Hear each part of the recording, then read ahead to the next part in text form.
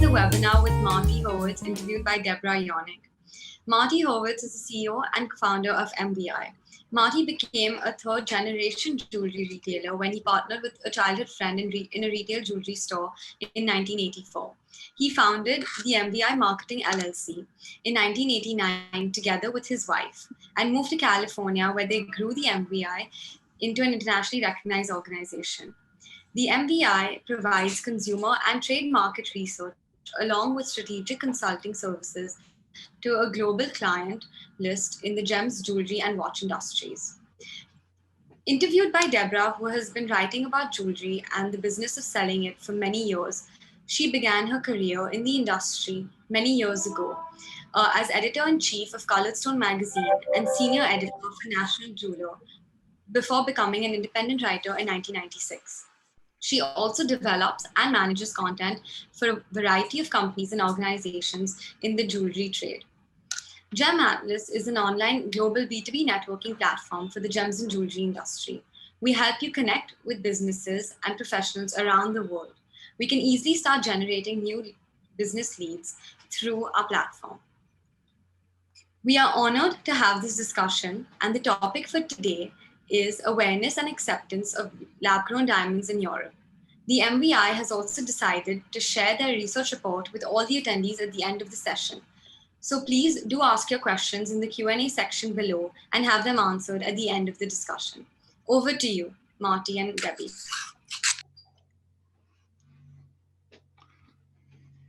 Good morning, and good afternoon, and good evening wherever you are. Thanks so much for this awesome opportunity. I have to say, I think we're going to just dive right into it. Marty, how about you?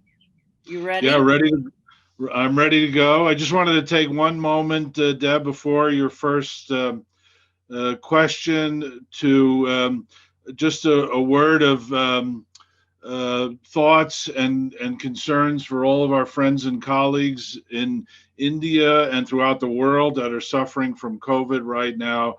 We are very aware of the toll this is taking on our lives of all of our friends and family. No one of us has been left untouched by this, so our prayers and thoughts are with you. Hear, hear. I second that. Thank you for sharing that. So Marty, I thought a good place for us to start would be for you to kind of tell us a little bit about the history of the research that MVEye has done in the category of lab-grown diamonds, and then particularly about the latest and exciting new study of the European market. Sure. So as Nicole mentioned, we've been doing this for 30 plus years now. MVEye has a very particular niche in consumer and trade research and intel in the gem, jewelry, and watch industries. And around 2004, we started picking up on the evolution of the technology of lab-grown diamonds and how it was reaching the stage of being able to produce gem quality goods, 1 carat white goods consistently. The original technology had actually been around since the 1950s. General Electric was instrumental in it, but around 2004, it began to evolve to gem quality. And that was when we launched our first consumer research study to see a baseline measurement of whether consumers would be interested in lab-grown diamonds, what their reactions might be. And we began to study it year after year, particularly in the US, because the US not only was the beginning source of the technology, but also was a very large consumer market for diamonds, still is today, 50% of the world's consumer consumption of diamonds. So year over year, we started to see progress in consumer awareness and potential acceptance. There wasn't a lot on the market in those early years.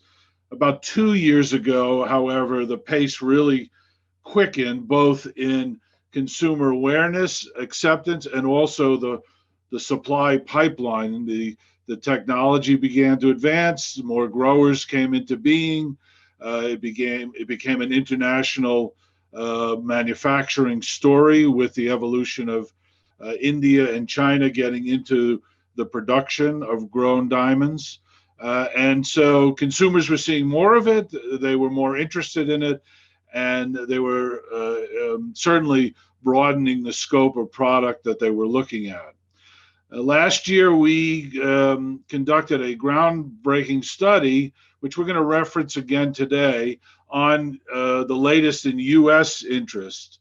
At the same time, we began fielding amongst our clients and from consumers as well, a lot of interest in Europe in the category and what was happening with it.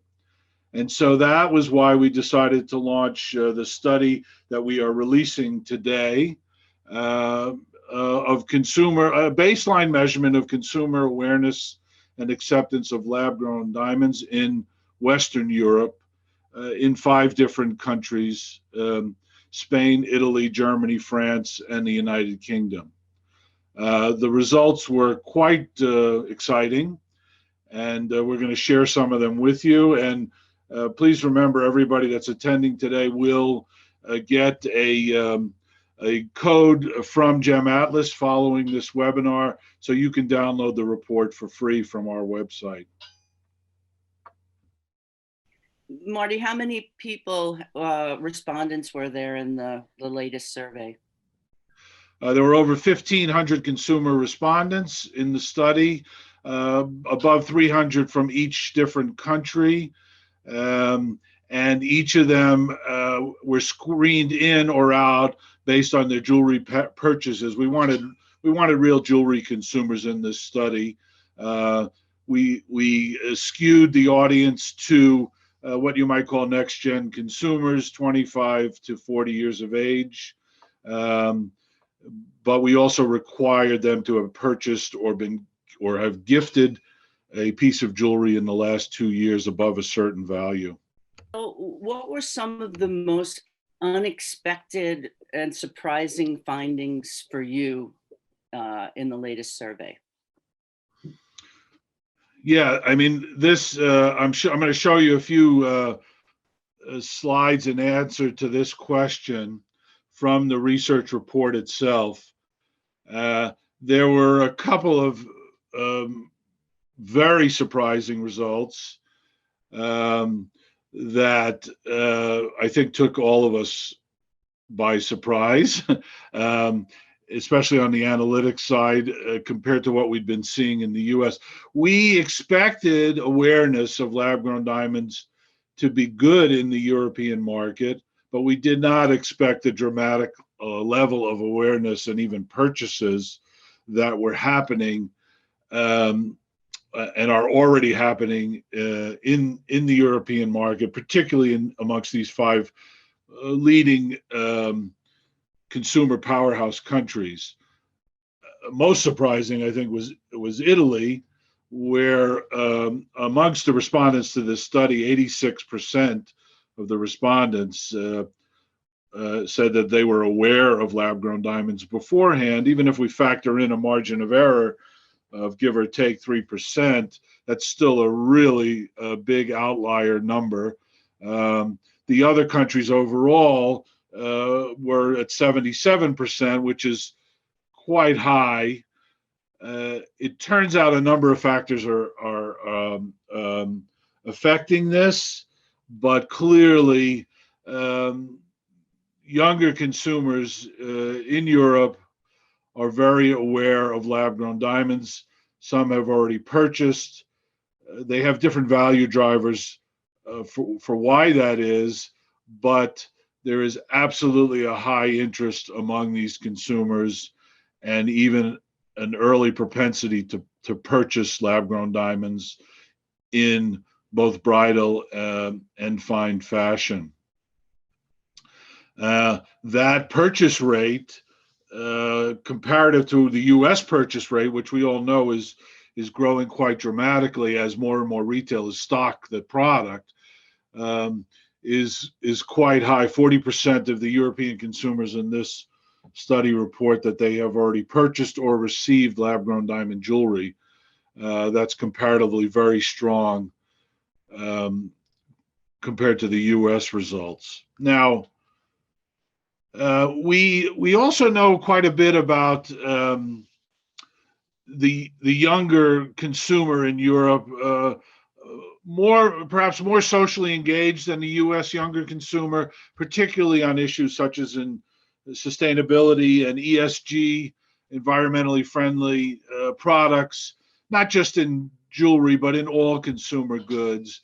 And that was reflected in this study as well. We saw both a high level of a value driver of environmental friendliness and sustainability that people attach to lab grown. But we also saw an articulation in the open-ended responses that was quite dramatic. And in a minute, I'll share some of those responses with you. So what were some of the similarities and things that you expected to see if you were comparing the major US study from 2020 to this latest study? Well, the things we expected were, again, the next gen consumer to be buying into the value driver of sustainability.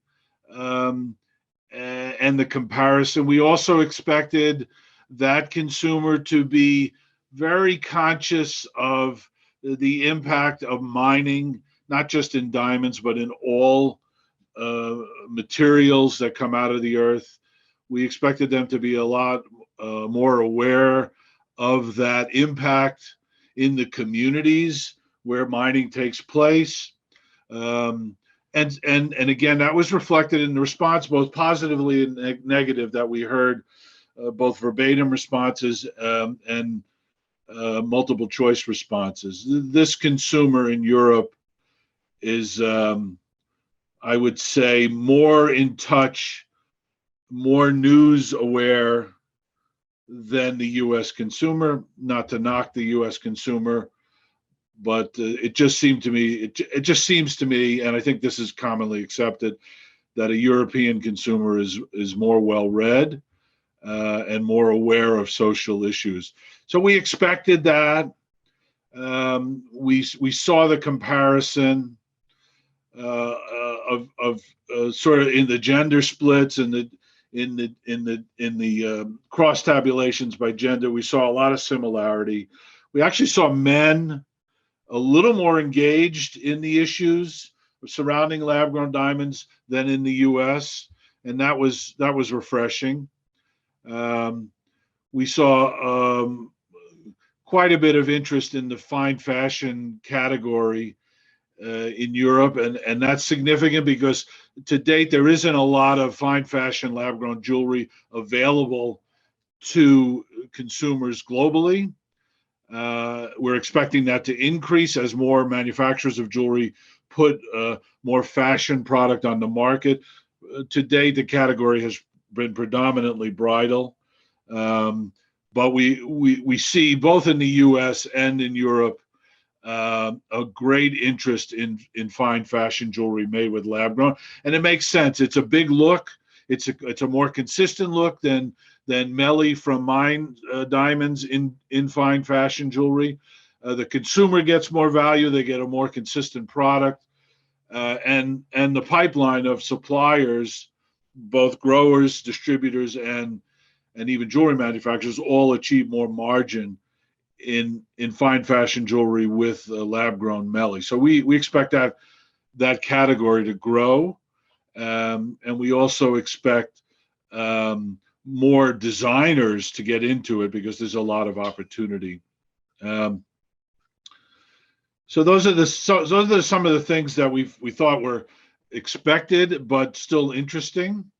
And if I may, share some of those comments, which I thought were very detailed, much more so than we've seen in other surveys, I think. Yeah, that's correct. And, this is, again, reflective of perhaps a a more well-informed younger consumer, but in presentation of the lab-grown concept statement and in images we showed these consumers, we asked them to give us their comments in a verbatim, open-ended format. And the responses, as you can see here, were not entirely about lab-grown. Some were about mining also, but they were very well thought out, very well written, which leads me to believe that the lab-grown market in Europe may have an even more powerful audience when it becomes more mature than it is already experiencing in the US. And also the opportunity for more premium price points may exist in Europe because this consumer is more sensitive to the issues, the value drivers surrounding lab grown versus mined diamonds. So you can see that just a few of the excerpts here. When you see the report, you'll get more of a sense of this as well. And also, I found interesting in the European market in terms of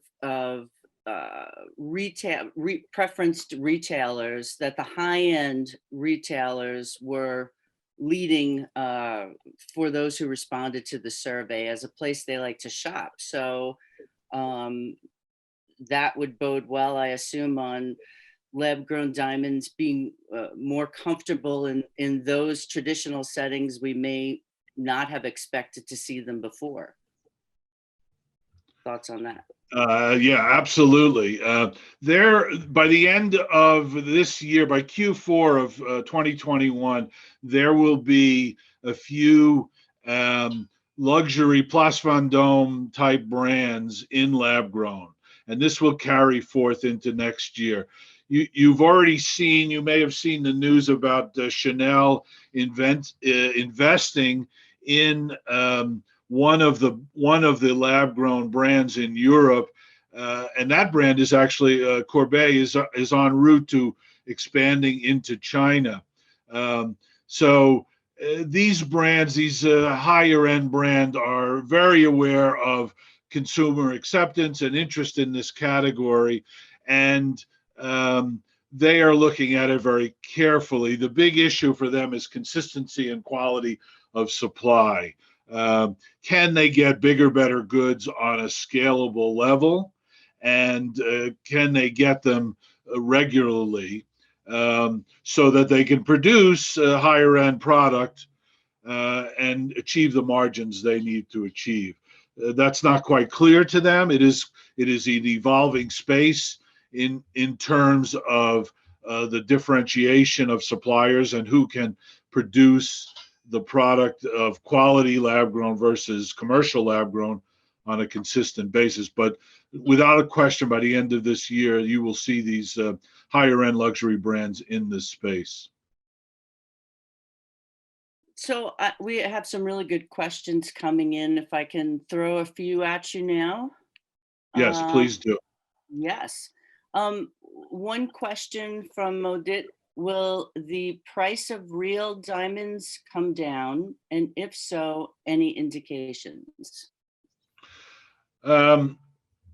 Seems to me that the price of real diamonds are stabilizing post-COVID, and there's even been some increasing in those prices. I believe the mining concerns are trying to recapture some of the lost profits they had during COVID, as we all are. So I think the pie, ironically, COVID was a period of boom for the jewelry industry globally. Pretty counterintuitive, but people turned to jewelry for emotional reasons, and they weren't traveling, so they had more cash in their wallets, and jewelry is one of the categories that was benefited by that. So both mined diamonds, we don't like to use the word real diamonds, mined diamonds and lab grown diamonds both benefited from COVID. I do not see the price of diamonds going further down at all. There's a question in here as well. You may have seen this, Deb, from one of the attendees, unlimited number of lab-grown diamonds can be produced. Will the after-sales market be a race to zero? I don't think this is the case at all, and I'll tell you why. Not all growers are created equal, and not all diamonds are created equal. There are clearly differentiation happening amongst the growers. The main growing differentiation is between better quality goods that can be scaled. I'm talking about DEF, VVS goods that can be scaled in volume from 75 points and higher up to 3-4 carats, and particularly in fancy shapes. So it is not a race to a bottom, and not all growers are created equal. And it's important for people to accept that there is discounting going in the pipeline, in the supply pipeline going on. That it tends to be for the lesser quality, more commercial goods, those goods that are post-growth treated, for example, in the 1 carat size are the ones that are where there's heavy discounting. But those discounts, interestingly enough, are not happening at retail. They're happening in the supply pipeline. Retailers who are smart are allowing consumers to come in with their budget. Let's say it's a $5,000 budget. Everybody shops for bridal with a budget. In the US, if it's $5,000 spend that the consumer comes in with, if you're a good retailer, you don't want to reduce their spend. You want to show them the choice of a mine versus a lab grown and let them pick which they want. The choice should be theirs. But what they see for their choice is maybe a 1 carat mine versus a 1 1/3 carat lab grown of the same size and quality. Now, 7 out of 10 consumers in the US, and I believe ultimately in Europe also, will gravitate to the bigger stone. And that's pretty much what was happening. Yeah, did you see that in the European study though? That I thought it was stronger in the US survey, the people who gravitated toward the bigger stone. It didn't necessarily seem as strong. Do you think that's just because it's new and evolving market and that will change over time? Well, we're in the infancy of this market. If we're at 5% of the global diamond market, that's a lot. The truth of the matter is, right now, the growers of lab-grown diamond can't even keep up with the demand that exists right now, particularly for bigger, better goods and fancies. People in India are seeing a massive demand for 75 pointers to 99 pointers in lab grown, and that the prices for that product are skyrocketing. So when we get to 10% of the diamond business, every grower in the planet will be stressed to keep up with that demand. So I see a real stabilization happening, particularly as this bifurcation happens between commercial, moderate quality suppliers and better suppliers. So we have another question from one of our attendees.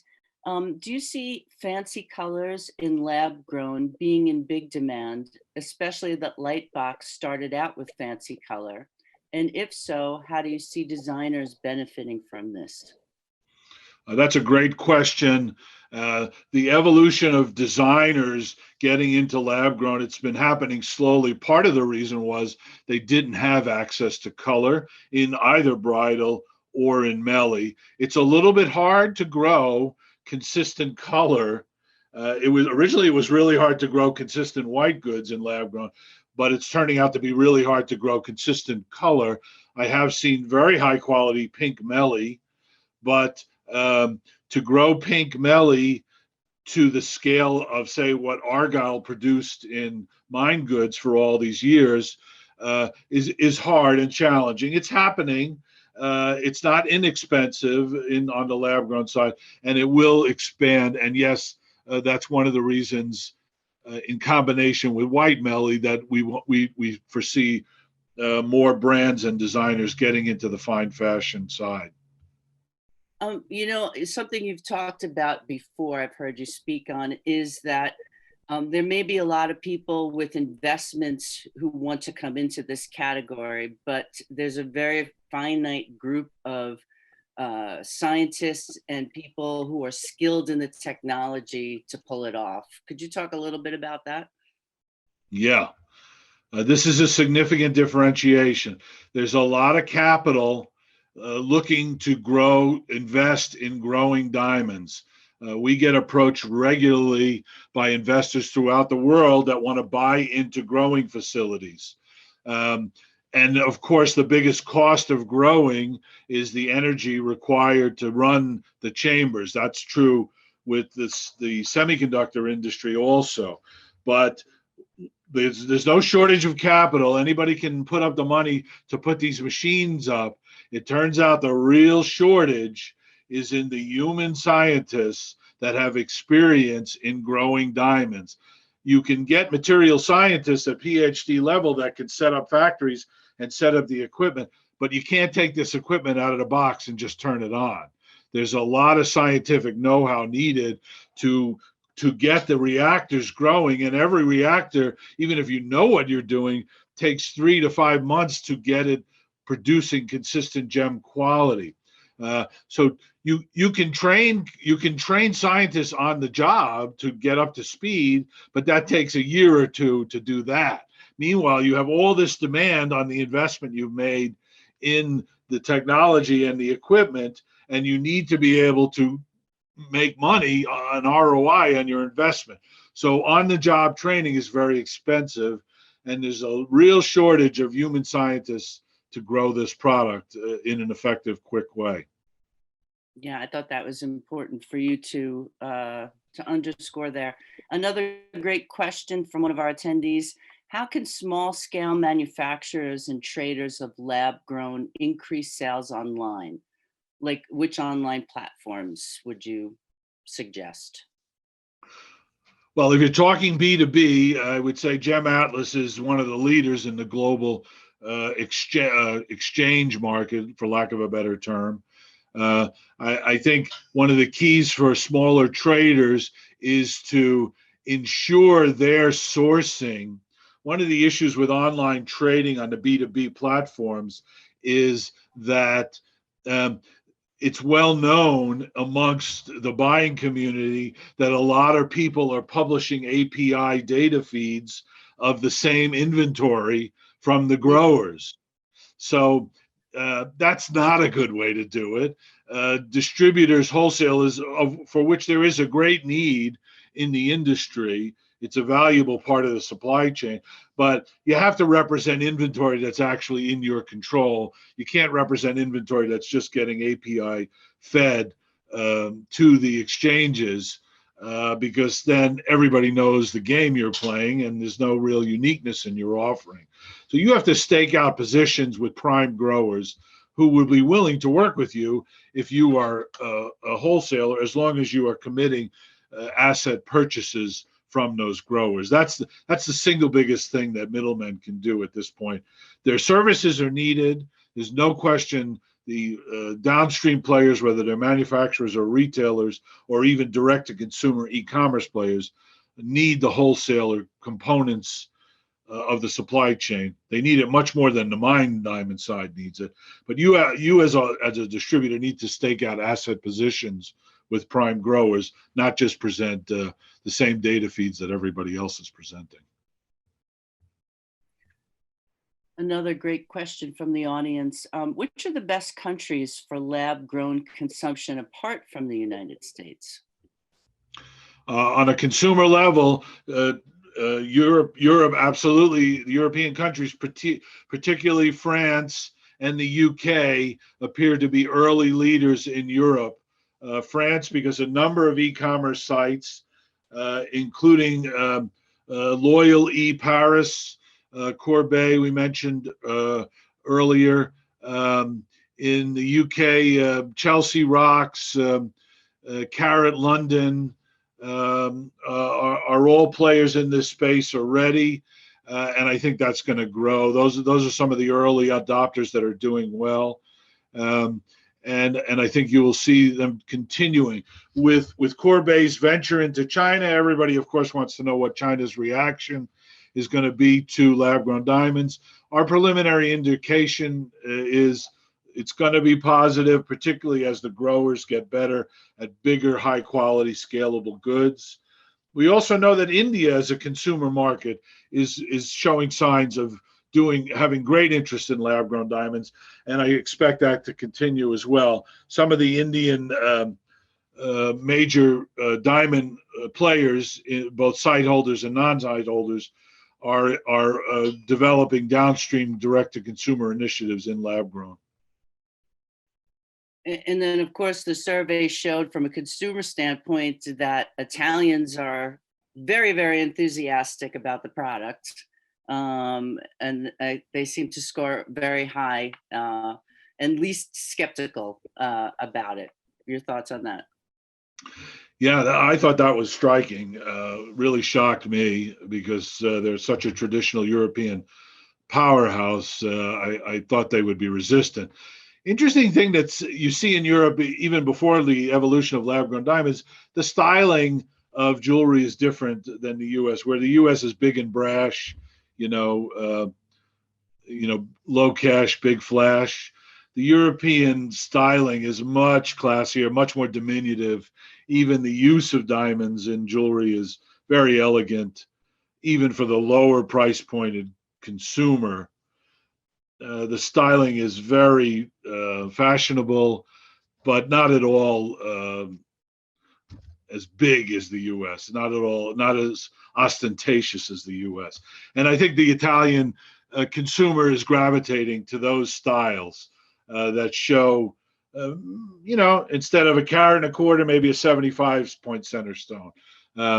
In Mellie sizes, they're using Mellie in a very diminutive, fashion-forward way. And I think if you combine that with, say, recycled gold or sustainably traced source gold or fair mined gold, the Italian consumer and the European consumer in general is going to be very attracted to lab-grown. We have a question here from our friend Steve Feldman in the audience. Do you see European jewelry designers and manufacturers selling to the U.S. market? Yeah, that's a great question, Steve. And we are already seeing several European designers that are going to be coming here with product. I believe as soon as the JCK August show, you will see in Couture and in the JCK luxury show, you will see European designers here with lab-grown styles, and I think it's only going to grow. There are some new brands also that will be entering the U.S. market from Europe with lab-grown. Another question here from Roberto. De Beers was vehemently opposed to lab-grown diamonds, and having realized that if you can't beat them, then join them, they now promote their own lab-grown diamond under Lightbox jewelry. Will we see other natural diamond producers moving into the lab-grown space and thus legitimizing lab-grown diamonds as natural diamonds? Can both natural and lab-grown survive side by side? Well, I'm going to answer the last question first. The answer is absolutely they can survive side by side.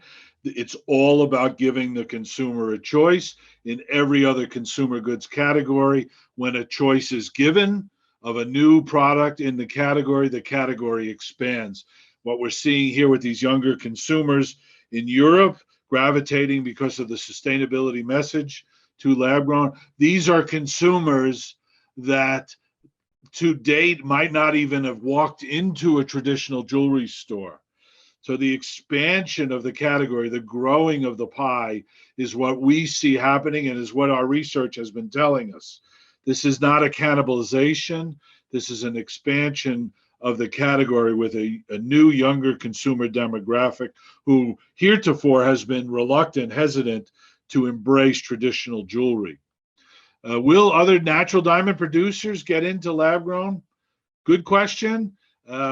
We might see that. We have heard some conversations about it. It would not surprise me. because mining is expensive and it's very hard to find new mining deposits anywhere on Earth. They've pretty much used every geological method available to them to figure out where the new deposits are, and they are struggling to get new deposits on this planet. Maybe when they get to Mars, that may change. Project for another day. A question here from Mark Smith in the audience. Is there or will there be an independent quality rating process for lab-grown diamonds separate from mine diamonds? Yeah, this is a good one also. We would love to see this, both in terms of quality and in terms of pricing. Internal to the trade, the pricing, as everybody knows, is still back of wrap discount numbers. I think you're going to see some of the growers, the prime growers, evolve away from that. They don't like have their pricing be determined by the wrap price list. Neither do the mine people, for that matter. So I think you're going to see some independent pricing structures evolve on the prime grower level.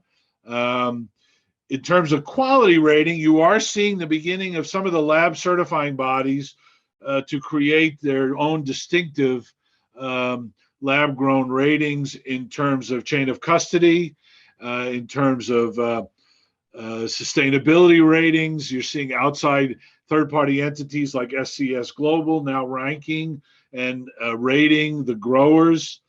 And you're going to see some more evolution of that. I think it's a healthy thing, and I certainly would encourage it, the lab-grown industry, to separate out as much as possible from the mine diamond industry.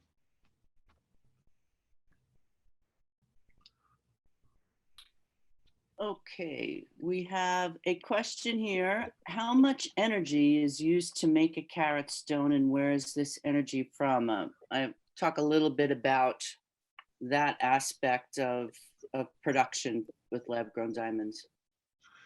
Yeah, this is not an area of expertise of mine, but it is the most expensive part of growing lab-grown diamonds. But suffice to say, the growers are well aware, both from a sustainability side, an eco-friendly side, and a cost side, of how to reduce that energy footprint.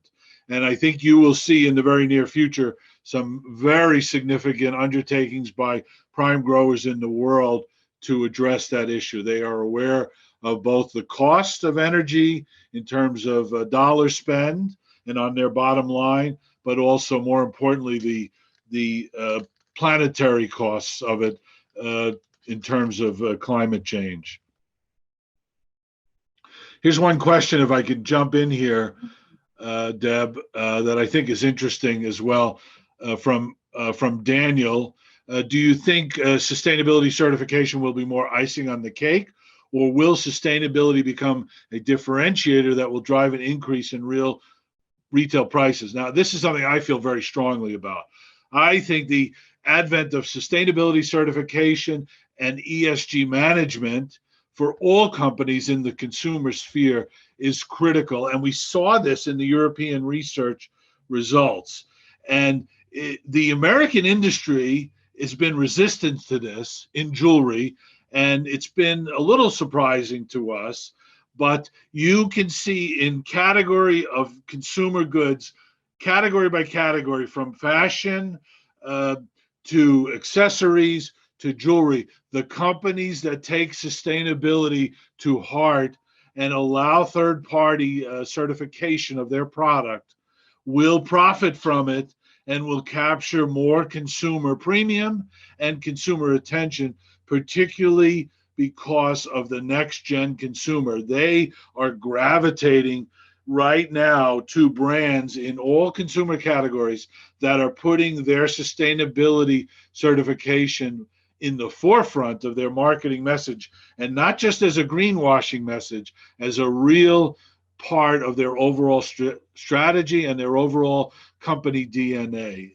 If a company will do that now, they will lock in these next-gen consumers who are at the beginning of their discretionary spend career they will lock them in for the next 30 years. If they don't do that, they will take a chance on losing that consumer. So we believe very strongly that integrating third-party sustainability certification is both valuable to people in the lab-grown space and the jewelry space overall, by the way, and also will achieve premium at retail.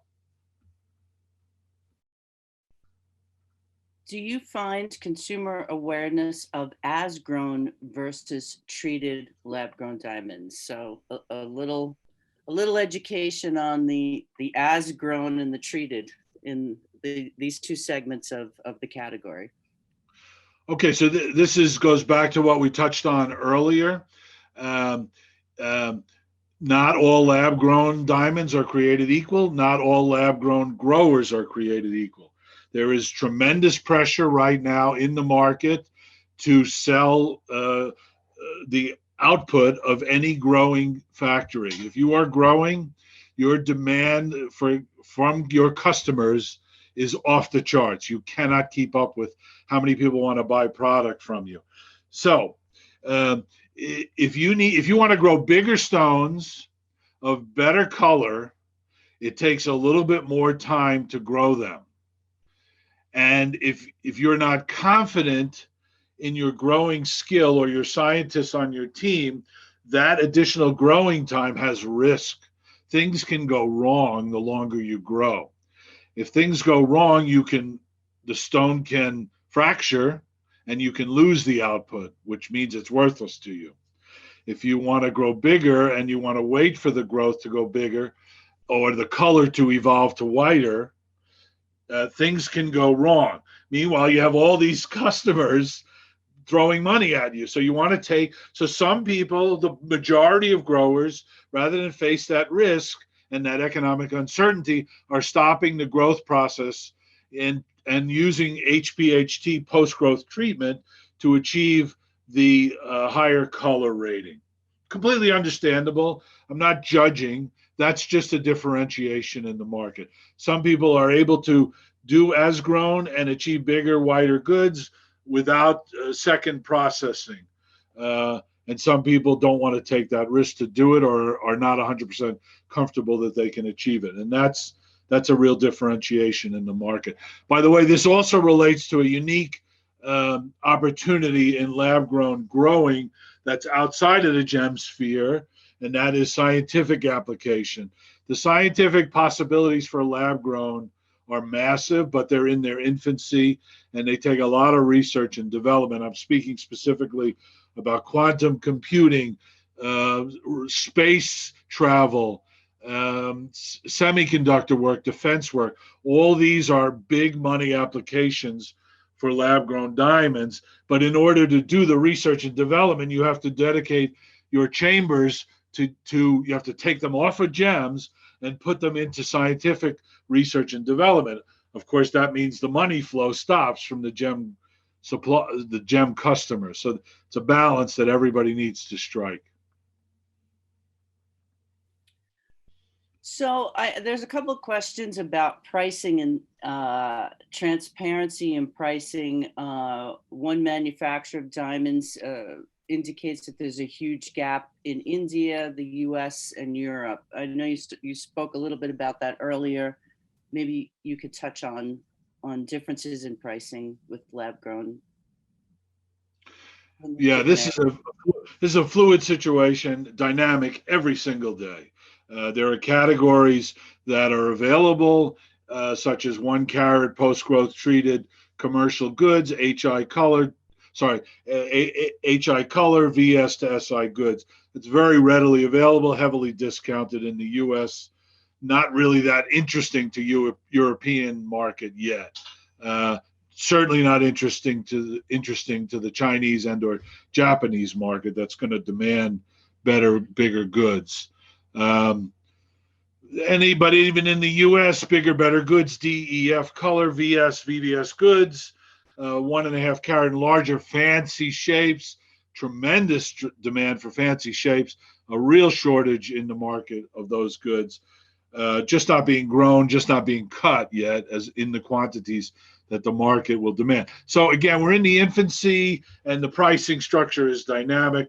There's a lot of stabilization in better goods. It's 100% supply and demand. So what's readily available in the market is heavily discounted, and what's not is not being discounted. I'm talking about on the B2B pipeline level. Another question, in the US, independent jewelry stores were adopting lab-grown diamonds before the majors were. Do you see a similar trend in Europe happening? I certainly do. This is a big opportunity for the independent retailer, a chance for them to compete, finally with the biggest retailers who have the biggest marketing spend. And here's a couple of reasons why. One, telling the story of lab-grown diamonds is really exciting and really interesting to this next-gen consumer. It's essentially a technology revolution, and that type of story is very attractive to both male and female next-gen consumers. It's not so easy to tell that story unless you can get them one-on-one over the counter. So this is a real brick-and-mortar opportunity for independent retailers. It requires training of the sales staff, but that training is easier for an independent than it is for a major retailer. So that's one way of doing it. The other way of doing it is, this is not a mass advertising campaign. Nobody's advertising this, yet consumers are finding out about it quite organically through social media, through referrals, through news stories, through content on the web, the way younger consumers are finding out about everything. And so that's really an opportunity for independent retailers to get active in their social media channels, their newsletters, their videos, their Reddit platforms, and that's how you engage with these consumers. And telling the lab-grown story there will get them both onto your website to learn more, and they can either buy there, or more likely they can make an appointment to come into the store and hear it and see it in person. This is turning out to be a real omni-channel value story for independent retailers, a very competitive advantage against majors. Another question, despite current regulations that are in place, is there or should there be fear of labs trying to bypass these regulations to sell or pass lab-grown diamonds as earth mined? Yeah, I'm a big believer in complete and honest transparency, and we should be pushing that as an industry, because we can't just greenwash or whitewash the story to consumers. We need to sell throughout the pipeline and at the consumer level, a transparent, honest story about this new exciting product category. There's going to be bad actors. We know that from the history of the jewelry industry and the diamond industry. There are a small percentage of bad actors. We need to take the higher ground here, the higher integrity place with this new category. So kind of looking at the baseline that's been created with this latest exciting new study in Europe, what are your expectations, your projections for this product category in the European market? And also, what advice do you have for brands, for retailers in the European market and beyond based on that?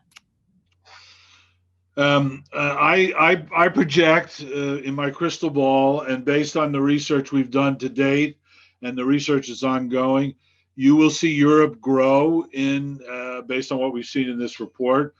You will also see European brands, as was asked earlier, begin to go global with lab-grown designer collections, with bigger, better product, higher quality jewelry, higher price point jewelry.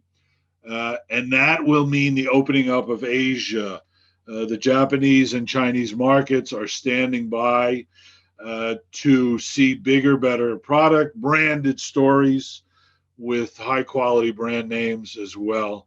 I think you will see India open up dramatically within the next year and a half in terms of a consumer market for lab-grown. We take a lot of inquiries from people reading our research all over the world. This category is not going away. I think within a couple of years, we'll be 10 to 15% of the mine diamond business, and that number will be gigantic. This webinar will be recorded. Thank you again to Gem Atlas for doing that, and it will be distributed widely. Again, also the report, you're going to get an email with a code from Gem Atlas, so you can download the report free immediately following this webinar as soon as you get that email. And I would encourage you to do that. If we haven't answered your question specifically, you're welcome to email me directly, and I will engage with you as soon as you do. No problem there.